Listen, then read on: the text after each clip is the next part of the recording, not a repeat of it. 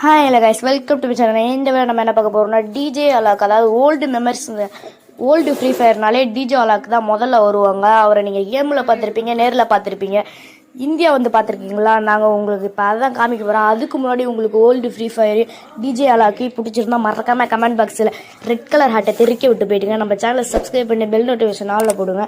அப்போ தான் இந்த மாதிரி வீடியோ உங்களுக்கு உடனே நோட்டிஃபிகேஷன் வரும். இப்போ வாங்க அந்த வீடியோ கிளிப்பை பார்க்கலாம்.